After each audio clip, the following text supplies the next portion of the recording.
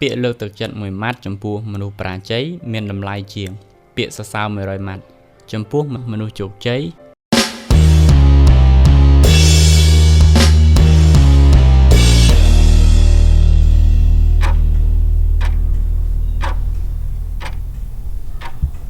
ជំរាបសួរពុកម៉ែបងប្អូនទាំងអស់គ្នាដែលស្ដាប់វីដេអូមួយនេះនៅក្នុងថ្ងៃនេះខ្ញុំមានប្រធានបទមួយទៀត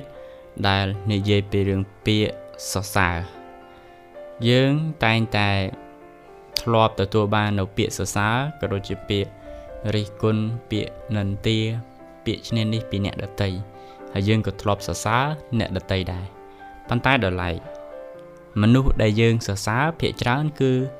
តែងតែជាមនុស្សល្អមនុស្សជោគជ័យមនុស្សដែល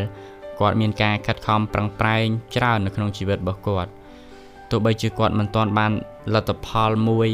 ដ៏ជោគជ័យក៏ពិតមែនប៉ុន្តែយើងក៏បានឃើញនៅការខិតខំរបស់គាត់ហើយយើងសរសើរគាត់លើកទឹកចិត្តគាត់ដែរហើយម្យ៉ាងវិញទៀតនៅពេលដែលគាត់ជោគជ័យហើយនោះយើងរឹតតែមាននៅការសរសើរចំពោះគាត់កោតចំពោះគាត់យើងនិយាយជាមួយគាត់ដោយការស្ងើចចំពោះគាត់នៅអ្វីដែលគាត់ទទួលបានក៏ដូចជាអ្វីដែលគាត់ខិតខំប្រឹងប្រែងក្នុងការធ្វើប៉ុន្តែដល់ឡែកការសរសើរការលើកទឹកចិត្តទាំងអស់នោះបើទោះបីជា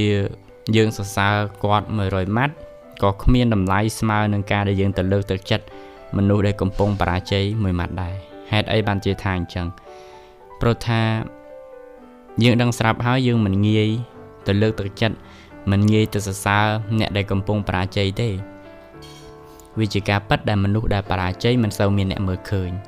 ទាំងយើងទាំងគេនៅពេលដែលនៅក្នុងស្ថានភាពមួយដ៏លំបាកគេអត់សូវមើលឃើញទេគេមិនសូវរាប់រយទេគេមិនសូវចង់នៅក្បែរទេអញ្ចឹងយើងរឹតតែបាក់ទឹកចិត្តទៅទៀត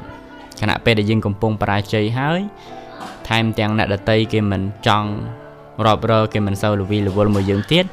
យើងក៏មានអារម្មណ៍ថារៀងបាក់ទឹកចិត្តមួយផ្នែកទៅទៀតអញ្ចឹងហើយនៅពេលដែលយើងលើកទឹកចិត្តគាត់នៅពេលដែលគាត់កំពុងត្រូវការនឹងឯងឈ្មោះថាវាមានតម្លៃច្រើនជាងយើងទៅសរសើរអ្នកដែលគេជោគជ័យស្រាប់ទៅហើយនោះ100ម៉ាត់មានតម្លៃជាងនឹងទៅទៀត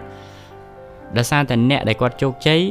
គាត់ស្ដាប់ឡើងចង់ស៊ាំហើយចំពោះពាក្យសរសើរដូចយើងមើលជាក់ស្ដែងចំពោះអ្នកដែលមានមុខមានមាត់អ្នកដែលល្បីគឺគាត់ស៊ាំហើយបើយើងនិយាយពីតារាចម្រៀងកំពូលតារាចម្រៀងប្រៀបស្វាតអីជាដើមមិនខ្វះទេអ្នកសរសើរគាត់ថាគាត់មានសម្លេងពីរោះគាត់មានសម្លេងល្អអញ្ចឹងគាត់រៀងស៊ាំដែរហើយពាក្យហ្នឹងនោះអ្នកដែលមានខ្លាំងជោគជ័យមហាសិទ្ធិសរសើរគាត់យើងអ្នកតូចទាបទៅសរសើរគាត់ហ្នឹងមិនស្រួលគេថាយើងទៅអែបអបគាត់ទៀតគាត់មិនសូវខ្វល់ខ្វាយជាមួយនឹងពាក្យសរសើររបស់យើងប្រមាណទេព្រោះគេមិនសូវទុកចិត្តយើងថាតើយើងសរសើរគេដោយស្មោះឬក៏ចង់អែបអបគាត់នោះទេហើយម្យ៉ាងទៀតពាក្យសរសើរហ្នឹងគឺគាត់បានស្ដាប់ច្រើនណាស់មកហើយអ្វីដែលគាត់ត្រូវការគឺពេលដែលគាត់មិនទាន់ជោគជ័យឯនោះទេដែលគាត់ត្រូវការអ្នកដែលនៅក្បែរគាត់ត្រូវការអ្នកដែលជួយលើកទឹកចិត្តគាត់ត្រូវការអ្នកដែលជួយប្រឹក្សាយោបល់ពេលដែលមានបញ្ហាអីផ្សេងខណៈពេលហ្នឹងហើយជាពេលវេលាដែលគាត់ត្រូវការអាហ្នឹងយើងមើលឃើញថាពាក្យសរសើរ100ម៉ាត់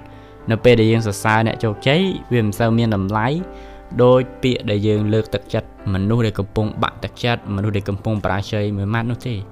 ព្រោះថាវាមានតម្លៃខ្លាំងមែនទែនឧទាហរណ៍ថាយើងផ្ទាល់ក៏ដោយនៅពេលដែលយើងបរាជ័យស្រាប់តែមានអ្នកដទៃគេមកទះស្មាយើងហើយគេនិយាយលើកទឹកចិត្តយើងដោយពាក្យនេះដោយពាក្យនោះថាខំប្រឹងទៅជីវិតគឺតែងតែមានឧបសគ្គបែបហ្នឹងជីវិតតែងតែមានបញ្ហាជីវិតតែងតែមានការលំបាកប៉ុន្តែអ្វីដែលសំខាន់នោះគឺយើងត្រូវរកដំណោះស្រាយយើងត្រូវដើរទៅមុខទៀតយើងមិនត្រូវឈប់ត្រឹមហ្នឹងទេយើងមិនត្រូវបោះបង់វាចោលត្រឹមហ្នឹងទេទោះបីជាយើងស្ថិតនៅក្នុងកលៈទេសៈដ៏លំបាកយ៉ាងណាក៏ដោយបើយើងមិនទាន់បោះបង់វាចោលឈ្មោះតែយើងមិនទាន់បរាជ័យពេញលេញនោះទេយើងគ្រាន់តែរកកន្លឹះដើរទៅមុខទៀតមិនទាន់ឃើញប៉ុន្តែតែយើងបោះបង់វាចោលត្រឹមហ្នឹងឈ្មោះថាយើងបរាជ័យហើយព្រោះយើងបោះបង់គឺយើងឈប់ដើរត្រឹមស្ថានភាពដ៏លំបាកហ្នឹងអញ្ចឹងជីវិតរបស់យើងនឹងលំបាកបែបហ្នឹងប៉ុន្តែបើយើងដើរទៅមុខទៀតយ៉ាងម៉េច dương nâng đá đo tì cần lại muối rịch riêng tì cần lại muối đã chụp cháy hay dương nâng rùa nâu trong chỉ vật bạp nâng chẳng nó bê để quạt bàn lư rư có dương toàn bàn lư khả nạ bê để dương cầm bông bạ tật chặt nắng vì thưa ở dương miên cầm lăng chặt trong cả đào từ một tiếtហើយ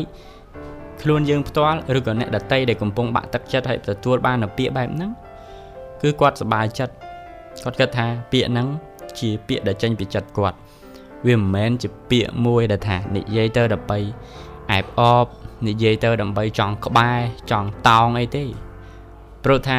បើចង់អែបអបយើងក៏មិនដឹងថាអែបអបយកអីដែរព្រោះខណៈពេលហ្នឹងយើងកំពុងតែពិបាកកំពុងតែវេទនាគ្មានអ្វីដែលអាចឲ្យគាត់បានទេអញ្ចឹងយើងឃើញថាខណៈពេលហ្នឹងយើងនឹងទទួលបានមិត្តភាពមួយដ៏ស្មោះត្រង់ដែលគេមិនចង់បានអីពីយើងប៉ុន្តែគេចង់ជួយយើងដោយសុទ្ធតែចិត្តដូច្នេះហើយទៅពាក្យលើកទឹកចិត្តចំពោះបុគ្គលដែល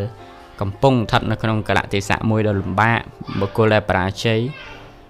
គឺយើងទទួលបាននូវតម្លៃច្រើនជាងពាក្យដែលយើងសរសើរបុគ្គលដែលជោគជ័យហើយនោះដោយខ្ញុំបានលើកឧទាហរណ៍ពីខាងដើមមកច្រើនហើយគឺគាត់ស៊ាំជាមួយនឹងពីអស់ហ្នឹងទៅហើយជីវិតរបស់គាត់ក៏គ្មានទុក្ខលំបាកក៏គ្មានបញ្ហាអីដែលត្រូវដោះស្រាយឲ្យខ្លាំងដូចអ្នកកំពុងតែបរាជ័យដែរព្រោះថាអ្នកដែលកំពុងតែបរាជ័យឈ្មោះថាគាត់កំពុងតែមានបញ្ហាច្រើនដែលប្រឈមមុខជាមួយនឹងគាត់អញ្ចឹងគាត់ត្រូវការគំនិតខ្លាំងមែនទែនគាត់ត្រូវការអ្នកប្រឹក្សាជាមួយគាត់គាត់ត្រូវការអ្នកនិយាយជាមួយគាត់ខ្លាំងមែនទែនអ្វីទាំងអស់នេះហើយគឺជាអ្វីដែលគាត់ចង់បានហើយមិនសូវមានអ្នកឲ្យគាត់ទេមិនសូវមានអ្នកទៅលើកចិត្តគេទេសម្បូរតែអ្នកទៅសរសើរអ្នកដែលគេទទួលបានផ្លែផ្កាហើយនោះដោយពេលខ្លះយើងមិនមែនមានចេតនាបែបហ្នឹងទេប៉ុន្តែយើងមើលអត់ឃើញមែនមនុស្សក្នុងចំណោម 1000 អ្នកដែលជោគជ័យលេចធ្លោខ្លាំងជាងគេយើងតែងតែមើលគាត់ឃើញមុនគេហើយយើងតែងតែចង់ទៅនិយាយស្ដីចង់ទៅសរសើរគាត់ចំណែកឯមនុស្ស999អ្នកទៀតដែលគាត់កំពុងតែលំបាកយើងមើលអត់ឃើញជួនកាលវាមិនមែនជាចេតនាទេប៉ុន្តែវាអញ្ចឹងមែនដូច្នេះហើយទៅពាក្យឬក៏ប្រធានបទដែលលើកឡើងនៅក្នុងថ្ងៃនេះគឺការលើកទឹកចិត្តចំពោះមនុស្សដែលបរាជ័យមួយម៉ាត់វាមានតម្លៃច្រើនជាងពាក្យដែលយើងទៅសរសើរអ្នកដែលជោគជ័យហើយ100ម៉ាត់ទៅទៀតអញ្ចឹងយើងគួរតែចាប់អារម្មណ៍ចំណុចនេះមួយហើយយើងក៏លេចមើលមនុស្សនៅជុំវិញខ្លួនយើងតើមានមនុស្សដែលស្ថិតនៅក្នុងកលៈទេសៈមួយដ៏លំបាកហ្នឹងគឺច្រើនប៉ុណ្ណាហើយអ្នកដែលជោគជ័យច្រើនប៉ុណ្ណាយើងគួរតែខ្វល់ខ្វាយចំពោះគាត់ខ្លះដើម្បីឲ្យគាត់មានកម្លាំងចិត្តតទៅមុខទៀតដូច្នេះហើយទើបខ្ញុំធ្វើនៅវីដេអូបែបនេះឡើងបង្កើត channel នឹងឡើងដើម្បីយើងបានជជែកពិភាក្សាគ្នាឲ្យជាគំនិតគ្នាទៅវិញទៅមកប្រឹក្សាយោបល់គ្នាទៅវិញទៅមកដើម្បីបានជាគំនិតហើយកុំឲ្យបងប្អូនមានអារម្មណ៍ថារៀងឯកាពេលដែលខ្លួនយើងកំពុងតែស្ថិតនៅក្នុងស្ថានភាពមួយដ៏លំបាក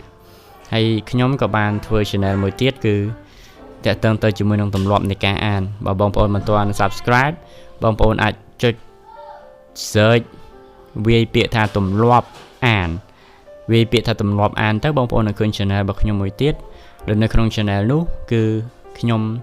ធ្វើវីដេអូតាក់ទងទៅជាមួយនឹងការអានសុទ្ធដើម្បីបណ្ដុះនៅទម្លាប់អានតាក់ទាញនៅការអានរបស់ប្រជាជនយើងឲ្យមានច្រើនឡើងបើបងប្អូនអត់ទាន់សាប់ចូលទៅសាប់ម្នាក់មួយទៅអញ្ចឹងយើងចូលមកដល់ប្រធានបទរបស់យើងវិញគឺដល់ហេតុអញ្ចឹងហើយបានជាខ្ញុំតែងតែឆ្លៀតពេលក្នុងការធ្វើវីដេអូ 4-10 នាទីនិយាយជាមួយនឹងបងប្អូនព្រោះតែខ្ញុំក៏ដូចគ្នាដែរពេលខ្លះពេលដែលអបសុកខ្លាំងមែនតើចុច YouTube ចូលមើលតែវីដេអូដែលគេនិយាយគ្នាបែបហ្នឹងគឺមានអារម្មណ៍ថារៀងធូរស្រាលហើយហាក់បីដូចជាថាកំពុងមានមនុស្សដែលជជែកលេងជាមួយយើងដូចគ្នាដែរអញ្ចឹងមនុស្សដែលស្ថិតនៅក្នុងកលៈទេសៈបែបហ្នឹងគឺជាមនុស្សដែលកំពុងតែត្រូវការនៅការលើកទឹកចិត្តត្រូវការនៅការជួយឲ្យជាគំនិតត្រូវការនៅការនិយាយសំណេះសំណាលពីគ្នាទៅវិញទៅមកបើទោះបីជាបងប្អូនមិនបានធ្វើ channel មិនបានធ្វើ YouTube ដូចខ្ញុំសូមបងប្អូនមើលមនុស្សជុំវិញខ្លួនយើងដូចជាមិត្តភ័ក្តិយើងក្តីបងប្អូនយើងក្តីមនុស្សក្នុងក្រុមគ្រួសារយើងទាំងអស់ហើយសាច់ញាតិយើងផងដែរតើមានមនុស្សដែលគាត់ស្ថិតនៅក្នុងក្រតិស័កមួយដ៏លំបាកបែបហ្នឹងគឺប៉ុន្មានអ្នកហើយយើងអាចសាកល្បងក្នុងការចូលទៅរកគាត់និយាយពាក្យលើកទឹកចិត្តខ្លះៗដល់គាត់ដើម្បីឲ្យគាត់មានកម្លាំងចិត្តដើរទៅមុខទៀតអញ្ចឹងវីដេអូមួយនេះប៉ុណ្ណឹងចុះហើយក៏សូមអធិស្ឋានចំពោះកំហុសឆ្គងដែលបានកើតឡើងទាំងប្រមាណនៅក្នុងវីដេអូមួយនេះហើយបងប្អូនអាចបញ្ចេញនៅអ្វីដែលបងប្អូនយល់ឃើញដាក់នៅក្នុង comment ម្នាក់មួយហើយបងប្អូនអាចចុច like បើយល់ថាវាល្អឬមួយក៏ share ទៅកាន់មនុស្សដែលមិនទាន់បានស្ដាប់យើងនឹងជួបគ្នានៅវីដេអូក្រោយៗទៀតសូមអរគុណសូមជម្រាបលា